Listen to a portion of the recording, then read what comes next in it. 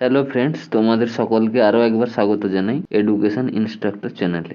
তোমরা সকলেই জানো 16ই ও 17ই নভেম্বর মোট 4টা শিফটে পিএসসি ক্লার্কশিপ এক্সাম 2024 সংগঠিত হয়েছে। এখন তোমাদের সকলেরই একটা জিনিস প্রত্যাশিত, একটা জিনিসই মাথায় ঘুরঘুর করছে, সেটা হলো গিয়ে কাট অফ কত হবে। তো কাট অফ অনেক কিছুর উপর নির্ভর করে, যেমন কোশ্চেন স্ট্যান্ডার্ড, ভ্যাকেন্সি কতজন পরীক্ষা দিয়েছে। ভ্যাকেন্সি কিন্তু আগের বারের থেকে বেশি আছে, যদিও প্রত্যক্ষভাবে বলেনি কত ভ্যাকেন্সি, কিন্তু শোনা যাচ্ছে প্রায় 7,000 মতো ভ্যাকেন্সি আছে, যেটা আগের বারের থেকে অনেক বেশি। তবে আগের বারের থেকে এবারে ক্যান্ডিডেট অনেক বেশি, তবে বেশি হলেও অনেকে কিন্তু পরীক্ষা দিতে যায়নি, প্রেজেন্ট খুব কম ছিল। তবে কোশ্চেনের স্ট্যান্ডার্ডটা আগের বারের থেকে একটু টাফ হয়েছে। আমি কিন্তু সবগুলো শিফট মিলিয়েই বলছি। তো এখানে যে কোশ্চেন ডিস্ট্রিবিউশন ছিল, জিকে থেকে 40, ম্যাথ থেকে 30 এবং ইংলিশ থেকে 30।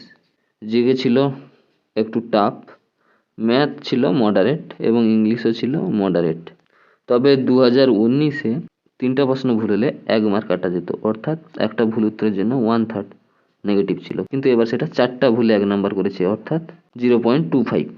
অর্থাৎ এখানে অনেকে আন্দাজে উত্তর করার সুযোগ পেয়েছে বেশি। তো যাই হোক, এবার কাট অফ কত হবে আসি। তবে হ্যাঁ, মেন্সের জন্য কিন্তু অনেক ক্যান্ডিডেটকে পাস করাতে হবে, যেহেতু এটা শেষ পরীক্ষা নয়, অনেকগুলো পর্যায়ে আছে। যেহেতু মেন্স আছে, তাই অনেক ক্যান্ডিডেটকে পাস করাতে হবে। এই পরীক্ষাটার উপর শুধু তো আর ক্যান্ডিডেট বাছাই হবে না, আর একটা পর্যায়ে আছে। তো ধরা যাক প্রায় 60,000 মতো পাস করাতে হবে। আমি আগের বারের উদাহরণ থেকেই বলছি। তো আগের বারে ইউআর কাট অফ ছিল 65। আমি আগের বারের কাট অফটা স্ক্রিনে দিয়ে দিয়েছি। সমস্ত ক্যাটাগরির জন্য ইউআর, ওবিসি, বিএসসি সব আছে। আর আমি যে কাট অফ বলবো ওর সঙ্গে +2 বা -2 বেশি বা কম হতে পারে, এর বাইরে কিন্তু হবে না।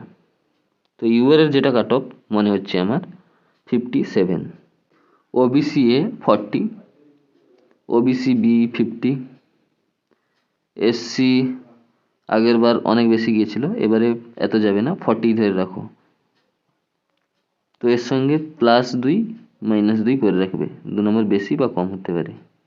তো তোমাদের কার কত নম্বর কমেন্ট করে জানাও।